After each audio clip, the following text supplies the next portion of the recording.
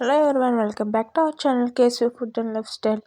ఈరోజు మనం మిరియాల చారు చేసుకోబోతున్నాం. మిరియాల చారుకు ముందుగా నిమ్మకాయ సైజ్ అంత చింతపండు నానబెట్టుకోవాలి. తర్వాత రోల్లో కొంచెం మిరియాలు, జీలకర్ర, వెల్లుల్లిపాయలు వేసుకుని బాగా దంచుకోవాలి.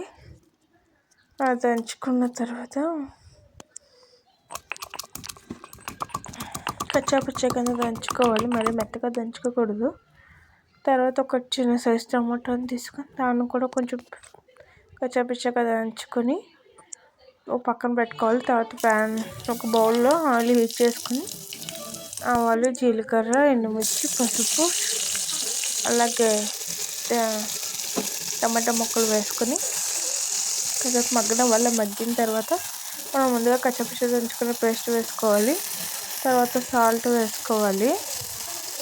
సాల్ట్ వేసుకున్న తర్వాత మనం ముందుగా నానబెట్టుకున్న చింతపండు రసాన్ని పిప్పి తీసి నీట్గా వడగట్టుకొని పోసుకోవాలి.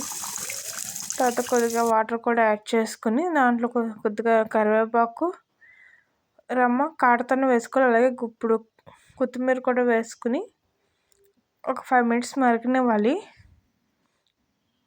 ఎంతో రుచిగా ఉండే మిరియాల రసం రెడీ అయిపోతుంది. Friends, please subscribe our channel KSV food and life style.